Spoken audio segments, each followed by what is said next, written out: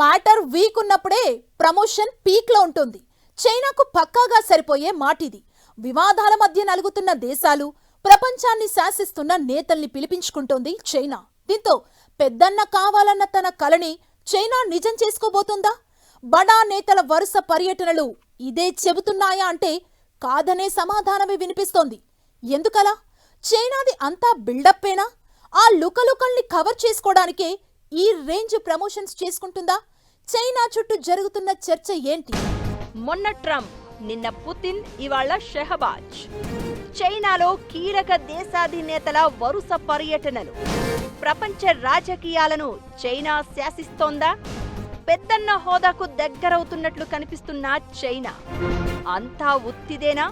Dragon country buildup మాత్రమేనా? ఇదంతా లుకలుకలు cover చేసుకునే ప్రయత్నమా? ప్రపంచానికి పెద్దన్న అయ్యే సీన్ చైనాకు లేదా? డ్రాగన్ కంట్రీని వెంటాడుతున్న సమస్యలు ఏంటి? అవసరం లేకుంటే లాభం లేదు అనుకుంటే అడుగు తీసి అడుగు వెయ్యని రకం చైనా. ఓ దేశానికి జిన్పింగ్ వెళ్లినా, వేరే దేశాధినేతను తమ దగ్గరకు జిన్పింగ్ ఆహ్వానించినా దాని వెనక పక్కా వ్యాపారమే ఉంటుంది. ఆ రేంజ్లో ఉంటాయి చైనా ఆలోచనలు. అయితే ఇప్పుడు చైనాలో వరుసగా జరుగుతున్న పరిణామాలు ప్రపంచమంతా కొత్త చర్చకు దారితీస్తున్నాయి. అన్ని దేశాల దృష్టి ఇప్పుడు బీజింగ్ మీద కనిపిస్తోంది.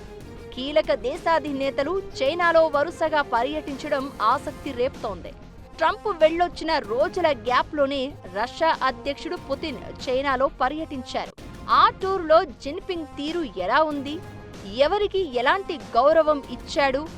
ఎవరితో ఎలా ఉన్నాడు అనేది వేరే విషయం అయినా ట్రంప్ పుతిన్ టూరు ప్రపంచ రాజకీయాలను షేక్ చేస్తోంది. కట్ చేస్తే ఇప్పుడు పాకిస్తాన్ ప్రధాని షెహబాజ్ షరీఫ్ కూడా బీజింగ్కు వచ్చేస్తున్నారు. దాదాపు నెల రోజుల గ్యాప్లో ముగ్గురు కీలక దేశాధినేతలు పర్యటనలకు ఆహ్వానించి భౌగోళిక రాజకీయాల్లో ఆధిపత్యం తమదే అని చైనా సంకేతాలిస్తుందా అంటే అసలు సంగతి వేరే అనే చర్చ జరుగుతోంది. China great hall of the పీపుల్లో కనిపిస్తున్న దృశ్యాలు ప్రపంచ రాజకీయాల్లో చైనాదే ఆధిపత్యం అనే సంకేతాలు ఇస్తున్నా అదంతా ఉత్తిదే అనే చర్చ జరుగుతోంది. లుకలుకలను కవర్ చేసుకునేందుకు, అధికారం కాపాడుకునేందుకు ఇది జిన్పింగ్ వేస్తున్న వ్యూహాలు అనే అభిప్రాయాలు వినిపిస్తున్నాయి. చైనాలో పరిస్థితి అసలేం బాలేదు. పని చేసేవారి వయసున్న జనాల సంఖ్య తగ్గిపోతోంది. Real estate కుప్పకూలింది. నిరుద్యోగం తారాస్థాయికి చేరుకుంది. ఇక $1 బిలియన్ పెట్టుబడులు దేశం విడిచి వెళ్తున్నాయి. వీటిపై జనం అటెన్షన్ డైవర్ట్ చేయాలంటే అంతకు మించి అనిపించే పరిణామం జరగాలి. ఇప్పుడు చైనా చేస్తోంది అదే. అధికారం నిలబెట్టుకోవాలన్నా, జనంలో నిరసనలు రాకుండా ఉండాలన్నా ఇప్పుడు ప్రపంచానికి మనమే బాస్ అనే బిల్డప్ ఇవ్వాల్సిన అవసరం ఉంది. ఒక రకంగా జిన్పింగ్ చేస్తోంది అదే. ప్రపంచ రాజకీయాలపై ఆధిపత్యం సంపాదించినట్లు చెప్పుకోవాలి. వరుస పర్యటనలతో ఇప్పుడు చైనా ప్రొజెక్ట్ చేయాలనుకునే విషయం ఇదే అనే చర్చ జరుగుతోంది. మొన్న ట్రంప్, నిన్న పుతిన్, ఇవాళ షెహబాజ్ షరీఫ్. కొద్ది వారాల కింద ఇరాన్ విదేశాంగ మంత్రి పర్యటన. ఇలా కీలక నేతలను ఆహ్వానించడం వెనుక చైనా విదేశాంగ విధానంలో గొప్ప స్ట్రాటజీ ఏమీ లేదు. ఇది జస్ట్ ప్రాక్టికల్ సర్దుబాటు మాత్రమే అనే అభిప్రాయాలు వినిపిస్తున్నాయి. ప్రపంచాన్ని శాసించాలనే మహావ్యూహంతో చైనా ముందుకు వెళ్లడం లేదని, పరిస్థితులకు అనుగుణంగా అవకాశాలను మాత్రమే ఉపయోగించుకునే రకం అనే వాదనలు వినిపిస్తున్నాయి. పశ్చిమాసియా యుద్ధంలో తటస్థంగా ఉన్నట్లు చైనా ప్రకటించింది. ఒకవైపు ఇజ్రాయెల్తో సంబంధాలు కొనసాగిస్తూనే మరోవైపు ఇరాన్కు అవసరమైన సహకారం అందిస్తోంది. ఇకటు రష్యా యుక్రెయిన్ విషయంలోనూ అదే. నిజానికి అటు పశ్చిమాసియా మీద కానీ, ఇటు యుక్రెయిన్ మీద కానీ చైనాకు ఎలాంటి టార్గెట్ లేదు. అందుబాటులో ఉన్న లాభాలు తీసుకోవడం, అడ్డు అనుకుంటే ఎలాంటి నియమాన్నైనా పక్కన పెట్టేయడం, చెయ్యాల్సిన చెల్లింపులను ఆలస్యం చేయడం. చైనా విదేశాంగ విధానం ఇలానే కనిపిస్తోంది తప్ప అంతకు మించి ఏమీ లేదనే అభిప్రాయాలు వినిపిస్తున్నాయి. చివరికి తైవాన్ విషయంలోనూ చైనావి జస్ట్ బెదిరింపులే అని, ఇప్పటికిప్పుడు యుద్ధానికి దిగే పరిస్థితి లేదనే ప్రచారం జరుగుతోంది. దేశంలో జాతీయవాద ఉద్రిక్తతను ఎప్పటికప్పుడు వేడి మీద ఉంచేందుకు జనాల్లో సెంటిమెంట్ రగిలించేందుకు తైవాన్ అనే అంశాన్ని ఉపయోగించుకుంటారే తప్ప యుద్ధం చేయాలనే ఆతృత ఏమాత్రం చైనాలో లేదనే చర్చ జరుగుతోంది. అమెరికాతో బయటకు ఢీ అంటే ఢీ అంటున్నా పూర్తిగా ఆ దేశంతో తెగదింపులు చేసుకోలేని పరిస్థితి. సాంకేతికత విషయంలో యుఎస్ మీదే ఇప్పటికీ ఆధారపడుతోంది చైనా. ఇకటిప్పుడు పాక్ ప్రధాని పర్యటనతో ఆ రెండు దేశాల బంధం స్ట్రాంగ్ అవుతున్నట్లు కనిపించినా ఇప్పటికిప్పుడు ఆందోళన చెందాల్సిన అవసరం భారత్కు లేదనే అభిప్రాయాలు వినిపిస్తున్నాయి. చైనా నిజానికి ప్రాక్టికల్ దేశం. లాభం ఉంటే తప్ప భాగస్వామి అని ఫీల్ అవ్వదు. పాక్ అనేది ఆధారపడే దేశమే తప్ప చైనాకు ఎప్పటికీ సమానమైన పార్ట్నర్ కాలేదు.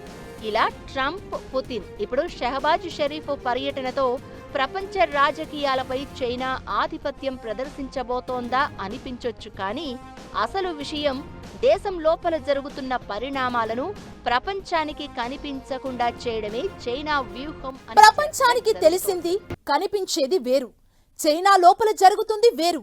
బయటకు బలమైన ఆధిపత్య దేశంగా కనిపించినా లోపల పరిస్థితి మాత్రం ఆందోళనకరంగా ఉంది. బడా దేశాధినేతల పర్యటనలతో వాటిని ప్రపంచానికి దూరంగా ఉండాలనేది జిన్పింగ్ వ్యూహం. ఇంతకీ చైనాలో ఏం జరుగుతోంది? ఆ దేశంలో అంతర్గతంగా ఎలాంటి సమస్యలున్నాయి? బయటకు బలంగా కనిపించినా అంతర్గతంగా చైనాను చాలా సమస్యలు వేధిస్తున్నాయి. మొదటిది ఆర్థిక సంక్షోభం. ఆ దేశ ఆర్థిక వృద్ధి భారీగా తగ్గిపోయింది. అధికారిక లక్ష్యాలను కూడా తరచూ తగ్గించుకోవాల్సి వస్తోంది. చైనా ఎకానమీలో 30% కీలకమైన రియల్ ఎస్టేట్ కుప్పకూలిపోయింది.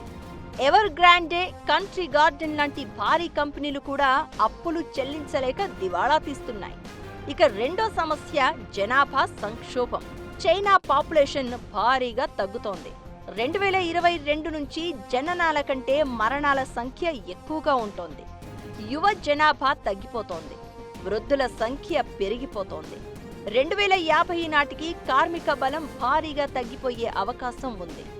అదే జరిగితే అది పెన్షన్ వ్యవస్థ, ఆరోగ్య సంరక్షణపై భారీ ఒత్తిడి తీసుకువస్తుంది. ఇకటు యువత పెళ్లిళ్ల మీద ఆసక్తి చూపించకపోవడం మరింత ఆందోళనకరంగా మారింది. చైనాలో అంతర్గతంగా ఉన్న మూడో అతిపెద్ద సమస్య నిరుద్యోగం పెరగడం.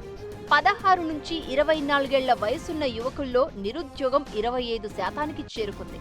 ఉన్నత విద్య చదివిన వాళ్లు జాబ్ చేయకుండా ఉద్యమాల వైపు మొగ్గు చూపుతున్నారు. ఇది సామాజిక అస్థిరతకు దారితీస్తోంది. నాలుగోది విదేశీ పెట్టుబడులు తగ్గిపోవడం. గత కొన్నేళ్లలో $100 బిలియన్ చైనా నుంచి విదేశాలకు తరలిపోయాయి.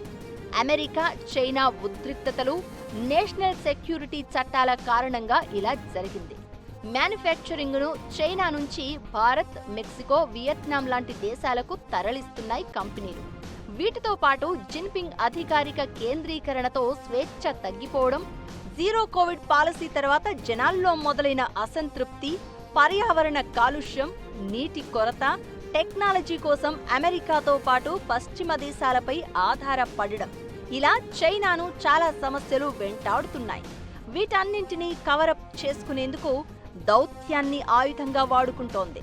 వరుసగా దేశాధినేతలను ఆహ్వానిస్తూ తాను బలంగా ఉన్నాను అని ప్రపంచానికి చూపించుకునే ప్రయత్నం చేస్తోంది.